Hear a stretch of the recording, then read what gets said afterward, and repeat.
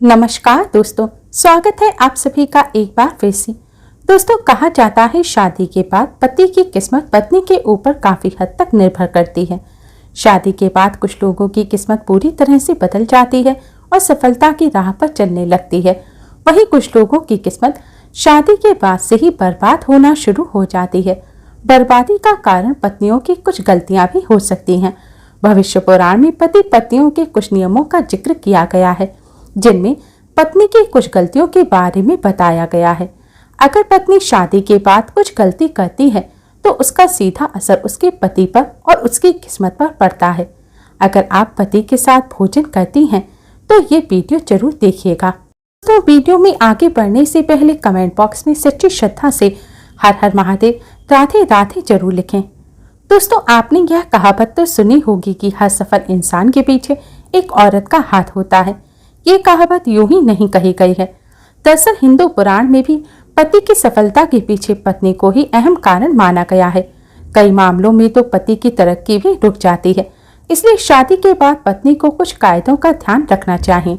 तो चलिए जानते हैं ऐसे कायदों के बारे में जो पत्नी को जरूर पालन करने चाहिए।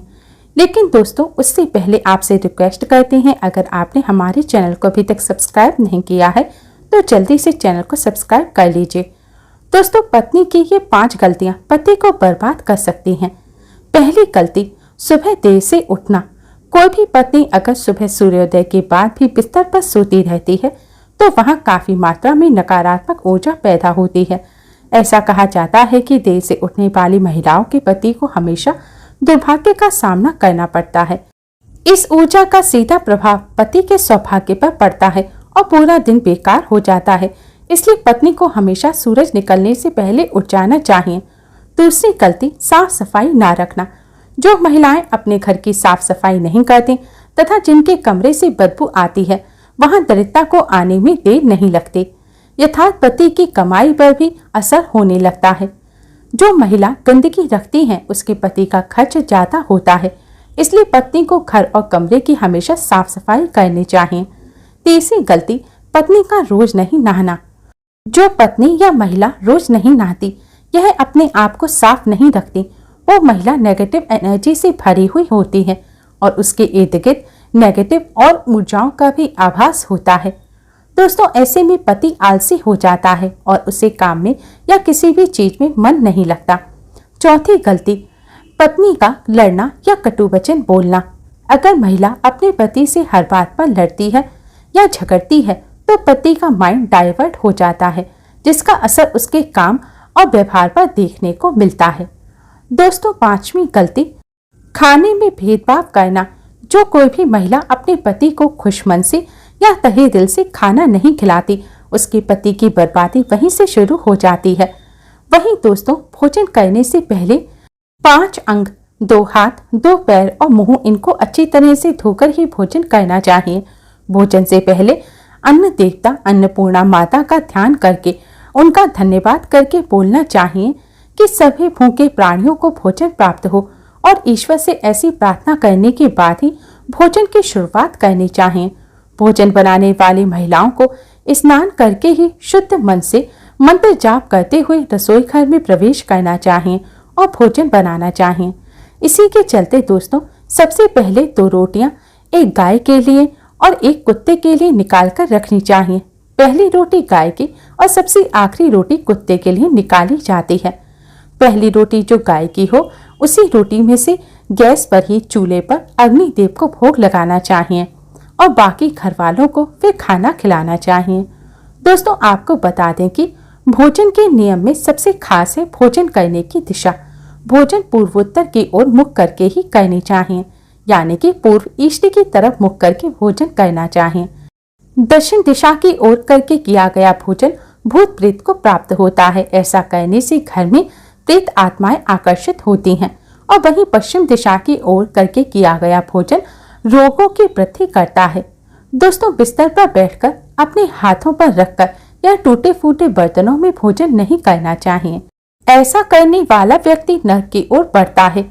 दोस्तों, आपको बता दें कि ऐसे मनुष्यों के हाथों द्वारा भोजन कभी नहीं करना चाहिए।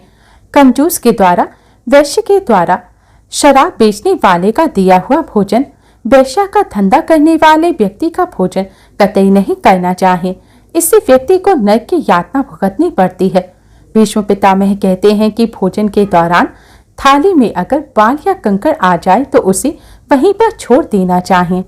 बाल आने के बाद भी खाया जाने वाला भोजन दैत्यता का सामना करने पर मजबूर कर देता है।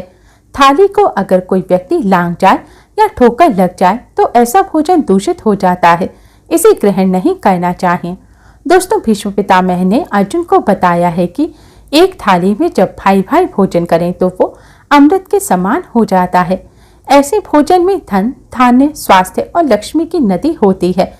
ऐसे भाई को नरक नहीं जाना पड़ता, स्वर्ग की प्राप्ति होती है। और वहीं भीष्म पितामह के अनुसार पति पत्नी को एक थाली में भोजन करने को निषेध माना गया है। भीष्म पितामह के अनुसार एक ही थाली में पति और पत्नी भोजन अगर करते हैं तो ऐसी थाली को मादक पदार्थों से भरी हुई थाली माना गया है।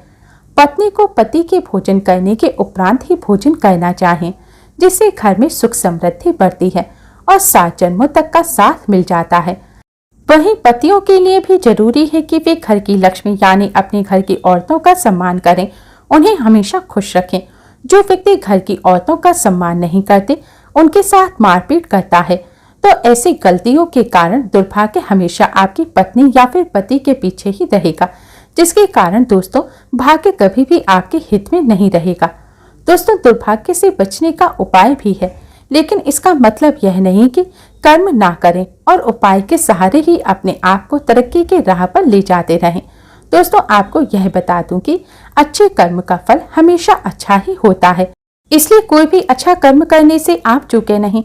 सुबह उठकर सच्चे मन से बिना किसी फल की आशा किए हुए गायत्री मंत्र का जाप करें, इससे आपको सद्बुद्धि प्राप्त होगी। अपने माता पिता का काम करें, परिवार का आदर करें और सम्मान करें, उन्हें इज्जत दें और हमेशा खुश रहें। इससे आपकी जिंदगी में आपको पुण्य मिलेगा और बुरा समय आपको देखने को नहीं मिलेगा। मैं आपको बताने जा रही हूँ दुर्भाग्य से बचने का उपाय। सूर्य उदय के बाद या सूर्यास्त से पहले आपको ये करना है। आपको 1 रुपए का सिक्का लेना है और अपने सिर पर से आपको इसे घड़ी की दिशा में 21 बार घुमाना है। 21 बार अपने सिर पर से उसारना है। फिर आप इसे किसी तालाब या नदी में बहा दीजिए। इससे दुर्भाग्य आपके पास भी नहीं भटकेगा। हर मंगलवार बजरंगबली की पूजा करें और मीठा पान चढ़ाएं और हनुमान चालीसा का पाठ करें। वैवाहिक जीवन को सुखमय बनाने के लिए पति पत्नी गौरी शंकर रुद्राक्ष धारण करें। दोस्तों, रोज सुबह उठकर तैयार होकर गणेश जी की आराधना करें। जीवन में जितनी भी मुसीबतें हैं वह डर जाएंगी। सायंकाल के समय घर के सभी सदस्य मिलकर संध्या बंदन करें। ऐसा करना भारतीय परंपराओं में शामिल है। इसके पीछे न धर्म है, बल्कि इससे घर में सकारात्मक ऊर्जा का भी संचार होता है। देवी लक्ष्मी का घर में आगमन बना रहता है और सुख समृद्धि भी आती है। संध्या काल के समय उदास बैठना, नकारात्मक चीजों को सोचना नकारात्मकता का संचार करता है। ऐसा ना करें। दोस्तों, ऐसा ना सिर्फ हिंदू धर्म में लिखा हुआ है, बल्कि अन्य धर्मों में भी कहा गया है। इसके साथ ही दोस्तों, महिलाएं भी बहुत सी गलतियां कर देती हैं। इस बात का जरूर ध्यान रखें कि जब भी घर में पति खाना खाने बैठे तो आपको सुंदर और सुशील मौन व्यवहारों के साथ पति को खाना खिलाना चाहिए। लेकिन अक्सर महिलाएं क्या गलती करती हैं, जब पति खाना खाने बैठते हैं तब वह उनसे नई नई बातें करती हैं। कई बार तो कड़वे वचन भी खाना खाते समय बोल देती हैं। तो खाना खाते समय पति के कानों में अगर कड़वे वचन पड़ते हैं तो उस घर में कभी भी देवी लक्ष्मी का वास नहीं होता। उस घर में सदैव कलह होता है और आतंक का माहौल छाया रहता है। दोस्तों, महिलाओं को भूलकर भी यह गलतियां नहीं करनी चाहिए। यह गलतियां सौभाग्य को दुर्भाग्य में बदल सकती हैं। पत्नी अगर यह गलतियां करती हैं तो उसका सीधा असर उसके पति पर पड़ता है। दोस्तों, ऐसी महिला के पति को दुर्भाग्य का सामना करना पड़ता है और वह कभी भी उस मुकाम को हासिल नहीं कर सकता जिसे वह पाना चाहता है और पूरी जिंदगी वह नीचे ही रहता है, उसे सफलता नहीं मिलती। तो दोस्तों, अगर आप भी उन पत्नियों में से एक हैं जो अपने पति की तरक्की चाहती हैं, घर में सकारात्मक ऊर्जा का संचार हो ऐसा चाहती हैं, धन का आगमन चाहती हैं, आप चाहती हैं कि आपके पति को हर वो मुकाम हासिल हो जिसे भी पाना चाहते हैं, तो कभी भी पति पत्नी को एक साथ एक थाली में बैठकर भोजन नहीं करना चाहिए, जिससे आपको पता ही है कि आपके घर में नकारात्मक ऊर्जा का संचार होगा, घर में दरिद्रता आएगी। इसके साथ ही दोस्तों, अगर आप ये चाहते हैं कि ऐसा ना हो तो ऐसी गलतियां भूलकर भी ना करें। दोस्तों आज की वीडियो में बस इतना ही ज्ञान। अगर वीडियो आपको थोड़ी सी भी ज्ञानवर्धक लगी हो तो वीडियो को लाइक कीजिएगा, शेयर कीजिएगा, साथ ही हमारे चैनल को सब्सक्राइब कीजिएगा ताकि वीडियो के अपडेट आपको मिलते रहें। साथ ही कमेंट बॉक्स में जय माता दी जरूर लिखें। धन्यवाद।